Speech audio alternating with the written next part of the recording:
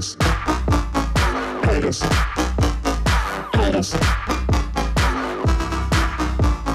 haters. So this is my tutorial on Mofaux.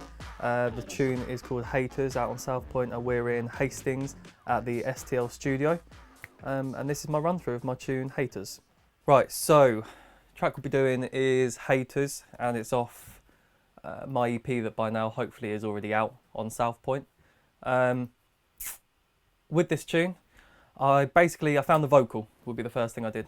I'll just grab that vocal for you. Apologies in advance if my laptop has a funny 5 minutes. So on a couple of the vocals, I've already had plugins on it and done a bit of editing and then bounced it down. So this is the vocal, and I think I either found it on YouTube in the video. It's probably from Splice actually, if I'm honest. Just play that quickly. Haters trying to jag my style, trying to jag my style. Haters trying to jag my style, trying to jag my style. Haters trying to jag. So just literally repeat that, just to get a little bit of a catchy vocal in there and fill out the space. Yeah. On that, plugin wise, done it in a bit of a funny order actually, but I'll show you. Haters trying to jag my style. So Trying to jag my style. probably a Haters, tiny style. bit of EQ on this. Yeah, just a tiny bit of EQ. Just take out the low ends like everyone does for basically everything. And a slight dip in the mid. I would imagine it's probably just something I didn't like. Haters trying to jag my Yeah, style. just a bit of a peak there.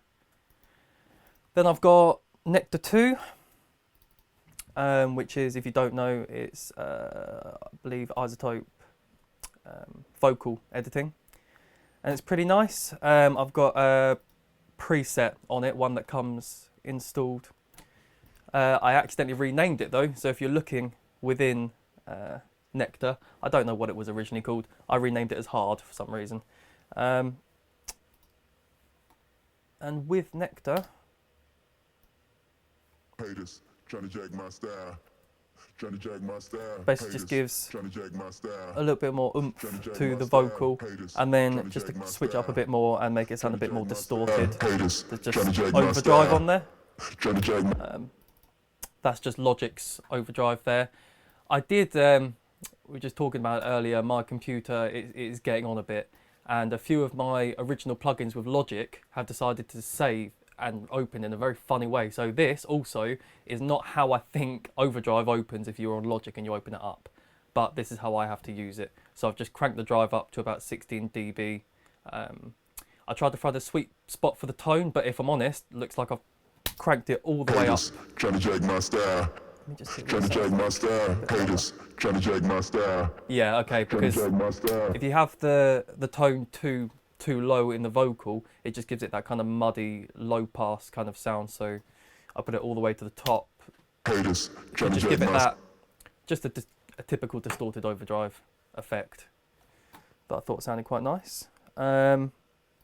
And this track, it's off the 3-track EP. This one, I wanted it to be a bit more typical dance, a bit more typical of my Mofaux production, because the other 2 tracks were slightly different, were slightly more, I don't want to say creative, but a bit different. I strayed away from what I usually do. This is more like one of my normal bass house kind of heavy tracks. So I'll just play it. Trying to jag my style. Haters trying to jag my style, trying to jag my style. Haters trying to jag my style, trying to jag my style. Haters trying to jag my style, trying to jag my style. Haters trying to jag my style, trying to jag my haters, haters, haters. So it's got that typical, I don't like to say any names because people try and relate it, but I'll say Lorenzo, Taiki New, like, also new people like New Bass. It's got that kind of house sound to it. 126 BPM. Let's have a look at the effects. This down here, this was basically a bunch of effects that I've just bounced down together to clean it up, and also to just help it run a bit better because all the processing's already done. I don't which is why the channel's completely empty. I should be able to kind of work out what kind of processing would be on it. So I'll just have a listen to this quickly. All it's going to be is a bunch of random effects. Let's have a listen. Yeah, so one of the main things in this style of music that I've realised is that a lot of the people at the top and a lot of people making the kind of better sounding music, in my opinion, they use a lot of effects and a lot of fillers just to kind of shift themselves away from everyone else. So you make the straight kind of normal bassline bass house song, but then it's those slight bits that people put in, like Chris Lorenzo does, that separates it from the rest because it's just something else there. And so in here it's just a bunch of effects, a bunch of risers. That was a riser I think I made myself.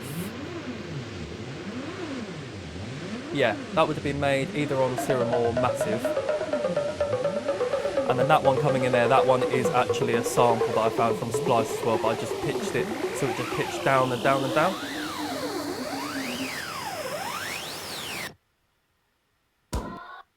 Yeah, and that sound there, I'm trying to get in basically all of my tunes just to give you something that when it hits your ear, you know it's one of my tunes, if that makes sense, rather than just having my name as the like before the drop or something. I'd rather have something a bit more subtle, just a sound or an effect. So that vocal was just a cut from a huge vocal bit, but just that one little chop I really like. So I'm trying to put it in every tune I can at the minute.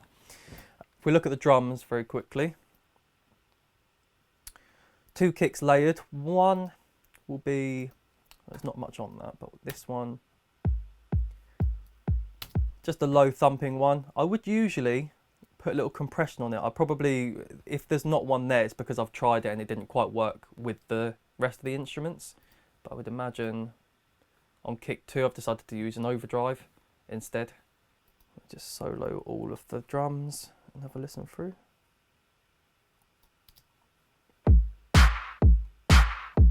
Again, very straight beat. The hats come in a bit later, and I believe with the hats I did shift it, so I tried to give it a bit of a swing, but not a lot. Give me 1 second.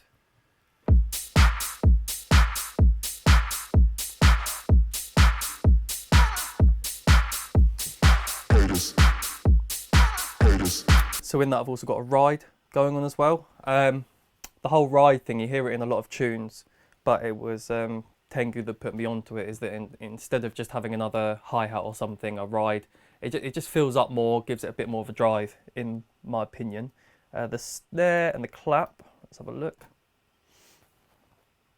So there's a couple claps and a couple snares layered, or 1 snare, 2 claps. I think these 2 claps, I think I've resaved them after doing a bit of processing, but these are from a Hybrid Theory pack. They do really good sample packs for anyone looking, and they're good guys as well. So looking at the claps, first one, let's just solo it and see what it sounds like. I would say in this style of music, your claps and snares, they are important. A lot of people starting out, they're getting clips from sample packs and they're just kind of laying them on top with no consideration as to how they actually sound together. They're just layering them and layering them. You need to really listen to it and make sure you're EQing to counterbalance the frequencies of both of them. But these two claps, I actually know I've already done that before and processed them. Would be nice to show you that, but it's already done. I don't know where the project is. But now on the first one, so this is the higher frequency, as you can see, a completely low cut. This is FabFilter Pro Q2, by the way, EQ, and I swear by it. I used to just use the Logic built-in one, but there's something about being able to see the live frequencies as it's playing when you preview it, like so. It's just really good. It gives you a great idea about where the track's sitting, where the audio is, and where the frequencies are. So that dip there, that would have just been a frequency that I'm not too fond of as well. I have a pitch shift on it, so let's just listen, see what the clap was saying without the pitch shift and why I did it. Okay, yeah.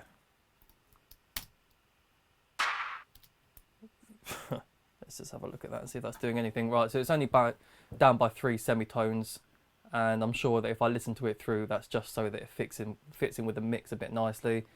The original sample was probably just not hitting my ear quite how I wanted it to. And then again, I think this project I went a bit crazy with the overdrive because it seems to be on everything, but if it works, it works in my opinion. Sometimes you have to just go with what sounds good and not get too caught up over the fact I haven't got the standard normal compressor on it. So it's absolutely fine with me. And this one, again, I've just got a pitch shift and an EQ. Yeah, very similar EQ again, but this one's got more lows in it. And it's pretty extreme cutting it out there, but if we just see if I can hear it. Yeah, all it's doing is just cutting out those lows just under about 70 hertz there, which aren't really needed in the claps I used. And the snare gives it that punch. So if I were to redo this tune, one of the things I would probably give it a bit more emphasis on the compressor. So just to give it a bit more of a bit of a slap. But this is Logic's compressor, and this is basically a plugin. This is a preset that I've used, VCA snare, and then just tweaked it slightly. Again, because the snare, yeah, I would have tweaked the attack. If you have the attack too short or long, it really messes up. It sometimes gives it a bit of a fade-in effect on the snare. So you don't want that. You want to get it just right to make it nice and punchy. Cool. I'll just show you some of the chants and things that like I said before, I used to fill it up, because without them, I'll see if I can just play a clip without those parts and you'll kind of see why I put them in. Let's mute that one, mute that one.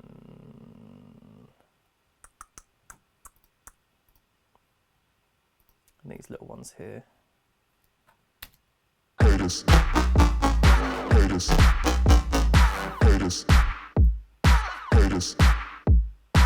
Yeah, I've even got, there's another vocal there that I can mute.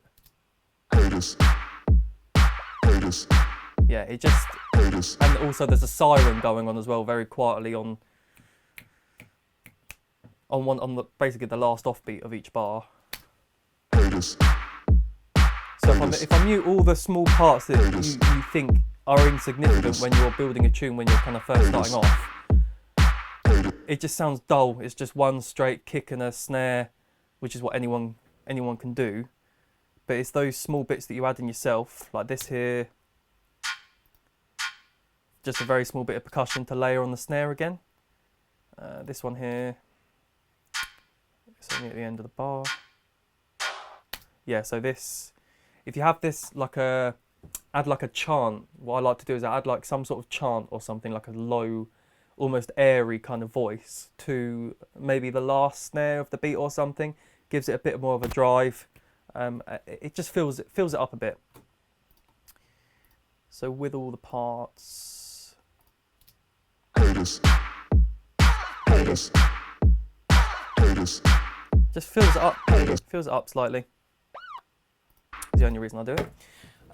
Moving on then, we'll have a quick look at, let's have a look at some of the basses. So this first one, we'll solo him. So with the plugins on, so that's just a very overly distorted, neuro-y, moving bass kind of sound that just comes in towards the end of each bar, just as the clap comes in and it stops before the first kick. Gives it a bit of a, almost like a suction onto the next bar. We'll see how I did that. Right, if I mute all these and listen to it, probably won't be able to hear it. Yeah, so there's literally nothing going on in this one's made on Massive. But all that's happening in Massive with this one really is just the movement. There's not any textures, there's not any real frequencies going on. It's just a very low moving bass.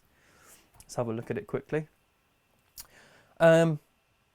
I did this one ages ago, this sound actually, and I would have just used it in here. But this, turn it down slightly. It's just a very typical moving neuro sound.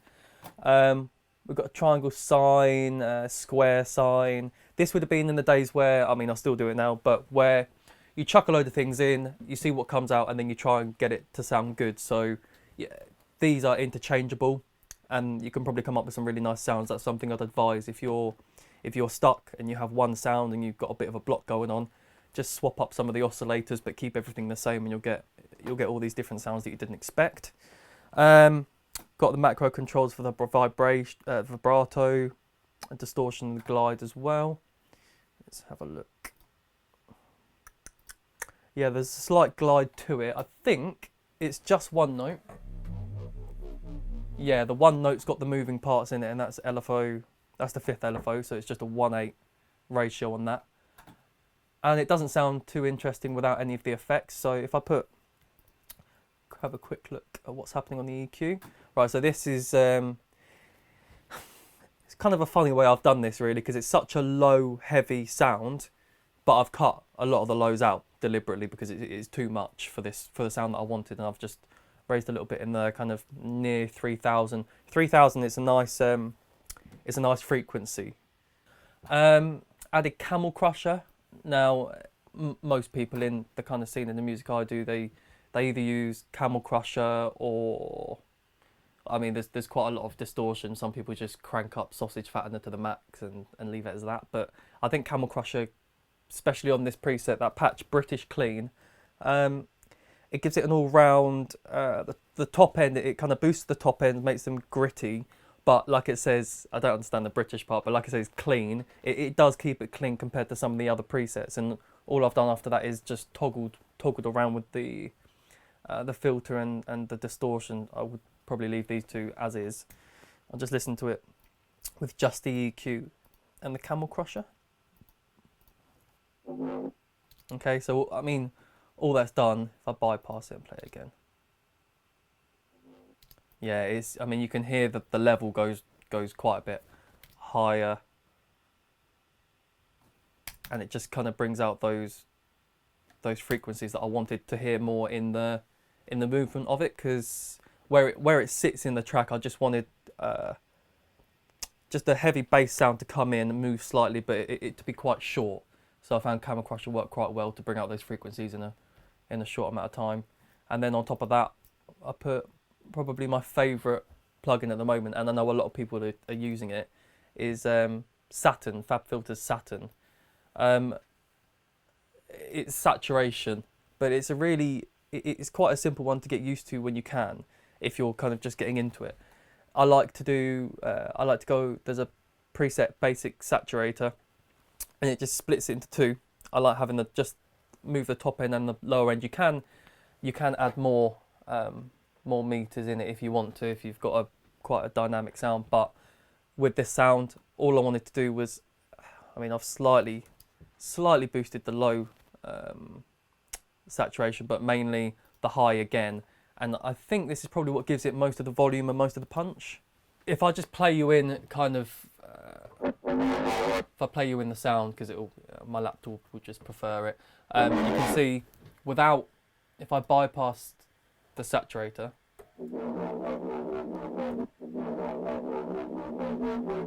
there's still kind of some graininess in it, but not nearly as much as what I wanted. So it's not very nice to hear it just like that out of context, but within the tune, it just worked really well to have that overly distorted, modulated bass sound. And then on top of that, as I said earlier, Sausage Fattener's always a favourite. And then this Space Designer, this is, I think, a small space. So I love, on a lot of my basses, I don't know how to describe it, but what I try and do is I give it a really quick reverb, really short, small room kind of reverb, and it kind of it adds more frequencies to it. It almost sounds like you're adding harmonies to it, even though I don't think you quite are, but it works really nicely. If I play, If you hear that. And then if I put the small reverb on it, it makes it sound more closer, if that makes sense, especially when you've got headphones on. I produce mainly on headphones. And it adds another effect to a sound that you don't hear in much music. I think recently people are doing a bit more short, quick delays or very short reverbs. A lot of people do them on claps. Quick delays on claps are good because it almost gives you the stereo effect. But I like to use it on my basses, not too much, just slightly. And I would imagine, yeah, one thing is that you don't want to, if you're going to add any reverb to any sort of bass, just make sure you're taking out all the low ends, because no one wants a muddy sounding bass. And on top of that, I just used, that would be a larger reverb, just to give it some space, and then just a compressor and a limiter. And then you just get that horribly over distorted bass sound that fits nicely in the song. So this next one, this is the high, so it's always good practice to layer. Excuse me while I wipe my eyes, I've got dry eyes by the way. It's always good to layer your sounds. Most people do it now. It's just good practice to do. Otherwise your bass sound that you're trying to spend for ages to make really heavy and really punchy, it's just not as strong as ones that you'll hear when you reference to other people, and that's because you need to layer them up. This will just be the high. That's just the high. You can hear there's quite a lot of saturation on there, and it gives it a tail, which I quite like. If I just